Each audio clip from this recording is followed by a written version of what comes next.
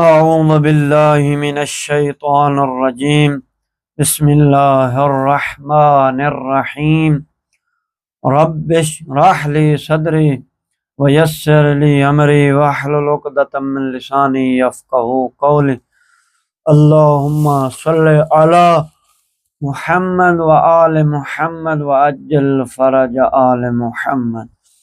میرے سامعین ناظرین گرامی، ہمارا موضوع چل رہا تھا امر بالمعروف نہی از منکر کے بارے میں۔ اس میں ہم آج جو آخری ہم نے مورد بیان کرنا ہے، جو آخری پوائنٹس کو بیان کرنا ہے، وہ ہے تبلیغ کے لیے معروف اور منکر کا علم ہونا چاہیے۔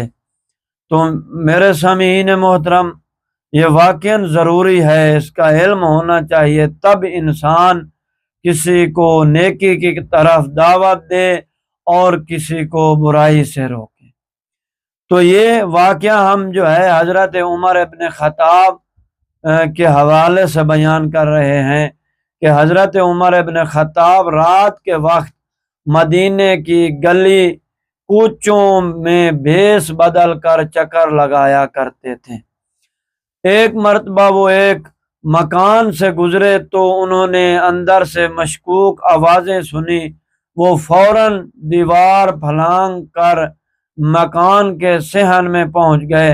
وہاں انہوں نے ایک شخص کو نامحرم عورت کے ساتھ تنہائی میں بیٹھے ہوئے دیکھا، جس کے سامنے شراب کا ایک جام بھی رکھا ہوا تھا۔ حضرت عمر رضی اللہ عنہ نے اسے سرزنش کی، کیا تو یہ سمجھتا تھا کہ اللہ تعالیٰ تیرے راز فاش نہیں کرے گا، اور یہ کہ تجھے چھپ کر خدا کی نافرمانی کرتے ہوئے ذرا بھی حیا نہیں آئی؟ اس شخص نے بڑے حوصلے سے کہا حضرت عمر سے کہ صبر کرو، جلد بازی سے کام نہ لو۔ اگر میں نے ایک غلطی کی ہے تو تم 3 غلطیاں کر چکے ہو۔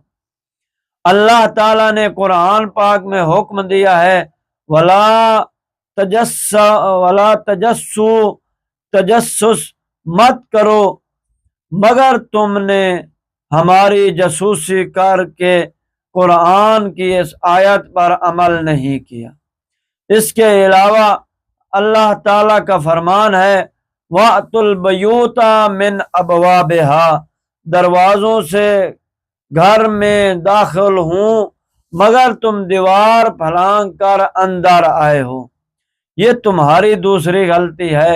اس کے علاوہ اللہ تعالیٰ کا یہ بھی فرمان ہے وَإِذَا دَخَلْتُمْ بَيُوتًا فَسَلِمُوا عَلَىٰ أَهْلِهَا، اور جب تم گھر میں داخل ہو تو گھر والوں کو سلام کریں، مگر تم نے ہمیں سلام نہیں کیا۔ اس طرح تم بیک وقت 3 غلطیاں کر چکے ہو۔ حضرت عمر رضی اللہ عنہ نے کہا میں اس شرط پر تیری غلطی معاف کر سکتا ہوں کہ آئندہ تو اس قسم کی کوئی حرکت نہیں کرے گا۔ اس نے کہا خدا کی قسم میں آئندہ کوئی غلط حرکت نہیں کروں گا۔ حضرت نے کہا کہ مطمئن ہو جاؤ، میں نے بھی معاف کر دیا ہے۔ تو لہٰذا میرے محترم سامعین، انسان کو یہ غلطیاں بھی نہیں کرنی چاہیے۔ اگرچہ کہ گھر میں کوئی مشکل ہے تو انسان پہلے دروازہ کھٹکھٹائے، پھر سلام کرے اور پھر اجازت مانگنا ضروری ہے، لازم ہے اجازت مانگنا۔ تو ہم اب چلتے ہیں باب نمبر 10 کی طرف، وہ ہے انصاف کے بارے میں۔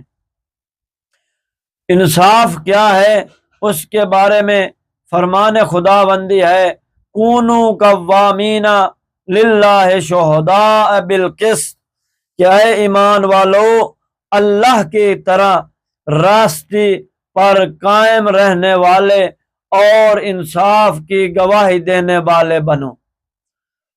امیر المؤمنین علی بن ابی طالب علیہ السلام کا ارشاد ہے، من ینصف من نفسہ لم یزدہ اللہ الا عزا۔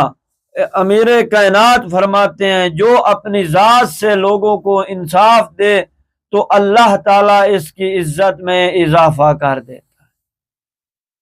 تو لہٰذا آئیں اس کی تھوڑی سی مختصر تشریح کرتے ہیں کہ کوئی بھی بندہ اس وقت تک مومن کامل نہیں بن سکتا جب تک وہ انصاف نہ کرے، اپنے بارے میں بھی انصاف کرے اور دوسروں کے متعلق بھی انصاف کو مد نظر رکھیں۔ جو شخص انصاف سے کام لے گا اللہ تعالیٰ اس کی عزت میں اضافہ کرے گا۔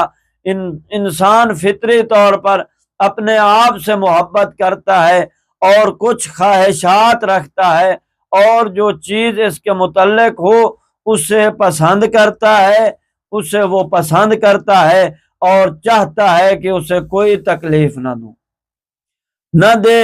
اب اگر کسی کو اس کے مال کی ضرورت ہو اور اس کی مدد اپنے مال سے کر دے تو وہ شخص قابل تعریف بن جائے گا، اور اگر کوئی انسان چاہتا ہے کہ اسے کوئی تکلیف نہ دے تو اس کا بھی حق بنتا ہے کہ وہ کسی دوسرے کو اذیت نہ دے۔ اسی طرح سے دوسروں کے حقوق کے متعلق انسان کو ہمیشہ انصاف سے کام لینا چاہیے، اگرچہ کہ انصاف کی وجہ سے اسے خود بھی کوئی پریشانی اٹھانی پڑے تو اسے دریغ نہیں کرنے چاہیے۔ تو اب ہم اس کو کیا کرتے ہیں، اس جو انصاف کے بارے میں ہم آپ کو دو واقعات سناتے ہیں، ایک خود رسول اللہ صلی اللہ علیہ وسلم اور ایک عرب کا واقعہ ہے۔ یہ مختصر واقعات ہوتے ہیں، ان سے تربیت حاصل کرنی چاہیے، اس سے نصیحت حاصل کرنی چاہیے کہ رسول خدا صلی اللہ علیہ وآلہ وسلم ایک دفعہ کسی جنگ کے لیے اونٹ پر سوار ہو کر اپنے گھر سے باہر نکلے۔ اب اتنے میں ایک صحرائی عرب آیا، اس نے آپ کی رکاب کو پکڑا اور عرض کیا، یا رسول اللہ، آپ مجھے کوئی ایسا عمل سکھائیں جو میرے لیے جنت میں داخل ہونے کا سبب بنے۔ آپ صلی اللہ علیہ وآلہ وسلم نے فرمایا، جاؤ لوگوں کے لیے وہی سلوک کرو جو تم اپنے لیے پسند کرتے ہو، اور جو سلوک تمہیں اپنی ذات کے لیے ناپسند ہے تو وہ سلوک لوگوں سے بھی نہ کرو۔ اس کے بعد آپ علیہ السلام نے فرمایا کہ میرے رکاب چھوڑ دو کیونکہ میں نے جہاد پر جانا ہے۔ تو لہذا یہ رسول نے اعرابی کے ساتھ انصاف کیا ہے، اور امیر المؤمنین کا انصاف دیکھیں۔ شعبی کہتا ہے کہ میں ابھی بچہ تھا، دوسرے بچوں کی طرح میں بھی کوفہ کے بڑے میدانوں میں گیا، وہاں پر میں نے امیر المؤمنین کو دیکھا کہ وہ آپ کے پاس دو بڑے بڑے برتن ہیں، سونے اور چاندی سے بھرے ہوئے ہیں۔ آپ علیہ السلام کے ہاتھ میں ایک چھوٹا سا تازیانہ بھی تھا جس سے آپ لوگوں کو ہٹا رہے تھے، پیچھے ہٹا رہے تھے تاکہ لوگوں کے ازدحام یعنی رش کی وجہ سے تقسیم میں کوئی رکاوٹ پیدا نہ ہو جائے۔ اس کے بعد امام علی علیہ السلام نے اس دولت کو تقسیم کیا، ساری دولت تقسیم ہو گئی، حتیٰ کہ امام کا اپنا ہاتھ بھی باقی نہ رہا، امام خالی ہاتھ گھر واپس آئے۔ میں اپنے گھر آیا اور میں نے اپنے والد سے یہ واقعہ بیان کیا اور کہا کہ آج میں نے ایک عجیب واقعہ دیکھا ہے، مجھے معلوم نہیں کہ اس شخص کا عمل صحیح تھا یا غلط تھا۔ تو میرے باپ نے کہا کہ وہ کون تھا؟ میں نے بتایا کہ وہ امیر المؤمنین تھے۔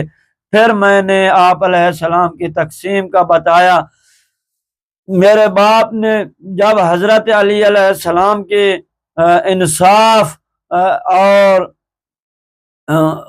منصفانہ تقسیم کے بارے میں سنا تو گریہ کرتے ہوئے مجھے فرمایا، بیٹا تو نے آج دنیا کے بہترین انسان کی زیارت کی، تو لہٰذا ہمیں بھی چاہیے ہم بھی انصاف کے ساتھ کام لیں، اچھے کام کریں اور انصاف کے ساتھ۔ انشاءاللہ کل ہم جو واقعہ بیان کریں گے آپ لوگوں کے سامنے وہ عدی ابن حاتم کا انصاف دیکھیں، اس کو بیان کریں گے۔ والسلام ورحمۃ اللہ وبرکاتہ۔ اللہم صلی علی محمد و آل محمد وعجل فرج۔